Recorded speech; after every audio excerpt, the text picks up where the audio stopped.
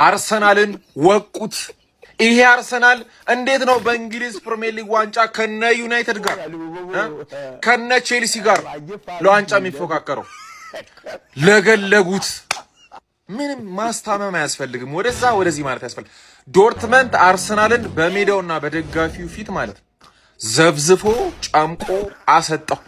ምን አይነት ልግለጋ ነው ዛሬ ደግሞ የተለገለገው አርሰናል። ቤንች በረኛ የለውም አርሰናል ጭራሽ። ይሄን አረጋግጫለሁ። ባዶ ጎል ቢቆም ይሻላል። ይኸውላችሁ ምንም ማስታመም አያስፈልግም። ፍንጭ ነው በቃ። ይሄ ፕሪሲዝን ነው ምናምን እንዳትሉኝ። ይሄ አርሰናል እንዴት ነው በእንግሊዝ ፕሪሚየር ሊግ ዋንጫ ከነ ዩናይትድ ጋር ከነ ቼልሲ ጋር ለዋንጫ የሚፎካከረው? ጥጉን ነው የሚያስይዙት። የዛሬው ደግሞ ከፋ ጭራሽ። ዞሊስ ጥሩ ነው። ፔናልቲም ተሻሽሏል አርሰናል። ቀሉ ቀልድ ነው። ከዚህ በኋላ ግን ቀልድ የለም። ፕሪሚየር ሊግ ከጀመረ በኋላ እንደዚህ አንቀልድም ጎበዛም።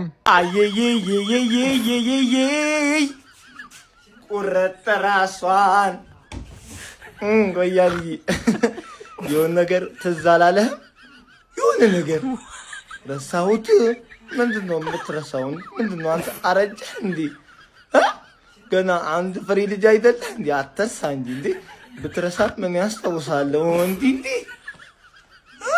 ረሳ እንዳትረሳ አስታውሰው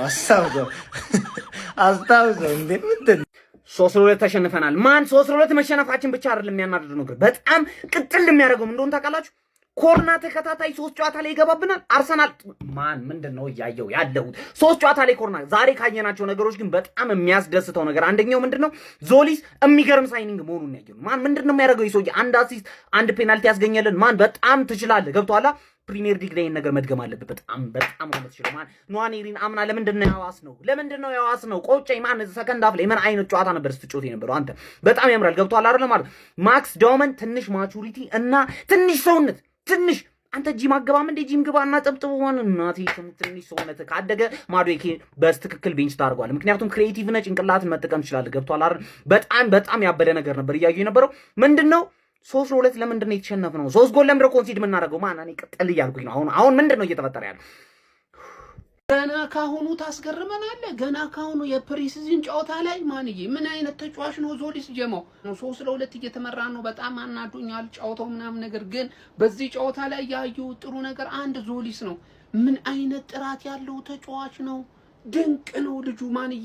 አሲስቱን አይታችሁታል አይደለ? ተመልከቱ። 3 አሲስት ደርሷል። ይኸውላችሁ አንድ ጎል እንዳለው ታውቃላችሁ። አሲስት ከማድረጉ በተጨማሪ 3-2 እንድንሆን ያስቻለውን ጎል ፔናልቲ ያስገኘው እሱ ነው። እናሳ ፔናልቲ ያስገኘበትን ቦታ ተመልከቱት። የራሱን መስመር ትቶ ሄዶ ላይኛውን መስመር ለማገዝ በሚያደርገው ጥረት ላይ ነው ፔናልቲውን ራሱ ማስገኘት የቻለው። እና እንድሮ ያ መስመራችን ችግሩ ሙሉ ለሙሉ ሊፈታ ነው መሰለኝ። በቃ በእርግጠኝነት እዚህ ላይ እያሳየን እንዳለው ብቃት ከሆነ በደንብ አድርጎ ነው የሚፈታልን። ጥንቅቅ አድርጎ ችግር የሚሆነው በአመት ውስጥ አርሰናል በጣም ብዙ ጨዋታ ስለሚያደርግ ሁሉም ጨዋታ ላይ በእንደዚህ አይነት ሁኔታ ፐርፎርም ያደርጋል የሚለው ነው ጥያቄ ካስነሳ ሊያስነሳ የሚችለው እንጂ ከዛ ውጪ ግን ድንቅ ተጫዋች ነው። ቆንጆ ተቀያሪ ካለ ያ መስመር ማለት ነው ጥንቅቅ አድርገህ ትይዟለህ፣ ትችላለህ። አሁን ራያን እንዴት ነው ቻምፒየንስ ሊግ ፕሪሚየር ሊግ ካራቡ ካፕ እና የአፍሪካ ካፕ አንተ ብቻ ነው የምትጫወተው? ምክንያቱም ሌላኛው በረጁ ለሁለት ካሉኑ በስተቀር አይችሉም። አርሰናል አንድም ሁለትም ሶስትም አራትም ዋንጫ መብለክ ከፈለገ አንተ ብቻህን መግባት ያለብህ ብለህ እንዴት ነው ለሱ የምናስረዳው? ሌላው ደግሞ ማጋለሽ ያለ ሳልባ ባዶ ነው እንዴ? ታዲያ ሁለተኛው ጎል ምንድነው? እንዴት ነው እንደዛ ሊገባብክ ይቻለው እንዴ? ማርክ ማድረግ እንዴት ነው የሚከብድክ? በቃ ያለ ሳልባ ይሆንልህም ማለት ነው።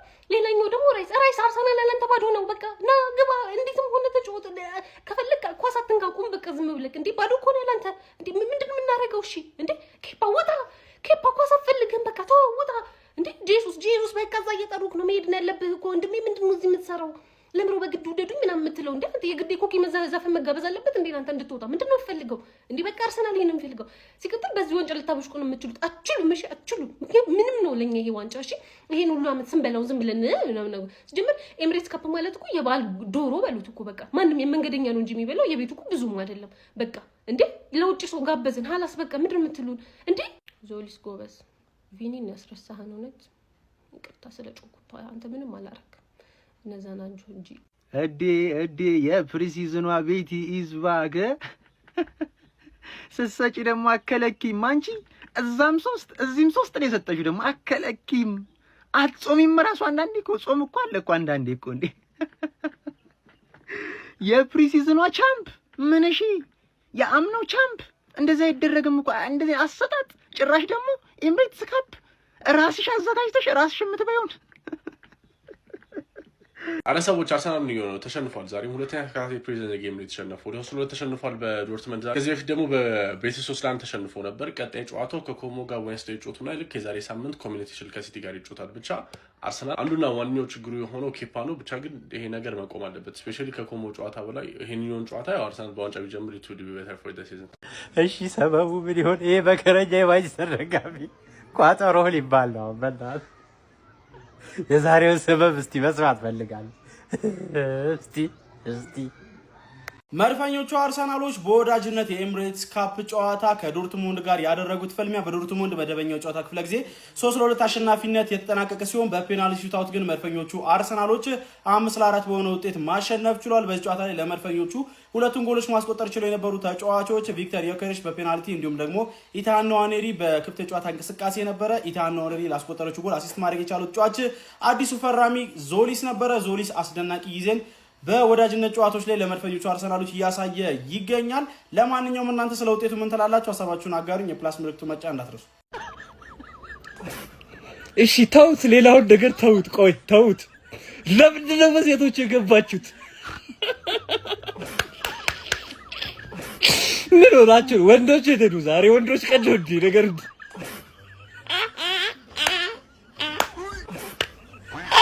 አይዞኝ ውይ እኔን እናት ይሄ 3 ጎል ለመደ እኮ ግን አለቀና ይል ኋላ ይዞ አለቀና ይልሽ ኋላ አይዞሽ የኔ እናት ኩራው ለቀቋት ዛሬም ድጋ ለምን የወያላውን ውጤት ታያላችሁ? እነሱ 3-2 ስለተሸነፉ እኛ ግድ ነው እንዴ 3-2 መሸነፍ? ከምሬን እኮ አምላችሁ እንዴ ፈርስት ሃፍ ምርጥ አልነበሩ እንዴ? ፈርስት ሃፍ እኮ ፍሎሪያን ቨርትስ፣ አሌክሳንደር ኢሳክ አቦ በእናታችሁ ያጥቂ በቃ የቦክሱስ ጎል ወስዶ ቅርቅር ነው በቃ ከሱ የሚጠበቀው ጎል። ላንተ ቃላት የለኝም እኔ ስለ ፈርስት ሃፉ ብቻ ነው ማውራ የምችለው ፋሚሊ ከምሬን ነው ብላችሁ። ከዛ በተረፈ በቃ ያው ስኳድ ብዛችን አሁንም ስስ ነው። ራይት ባክ፣ ሌፍት ዊንገር፣ ራይት ዊንገር ችግር አለ በእውነት ነው ብላችሁ።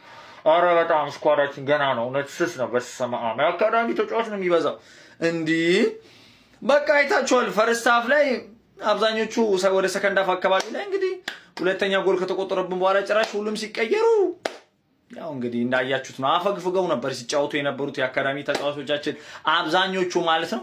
እና ያው ውጤቱ እንግዲህ ይሆናል ማለት ነው። በቀሉ አማነሻ ስሪቢስ ገባልሻ ራስሽ ደግሰሽ ታዲያ ዶርትሙንድ ግን ምን አስበህ ነው ቁስል ለመቀስቀስ? ትልቅ ቡድን ነው ብዙ ጊዜ ሻምፒዮንስ ሊግ ተሳትፏል። 3-2 ግን ትልቅ ቀኔ ነው። 3-2 ትልቅ ቀኔ ነው። ስትጥናት የኔ ምሬን ነው። ስማ ይሄን የቀንድ ዋንጫ አዘጋጅታችሁ ኤምሬትስ ካፕ ካልበላ ምን ልበላ ነው? ነገሩ ቀንድ ይወጋችሁ ነበረ።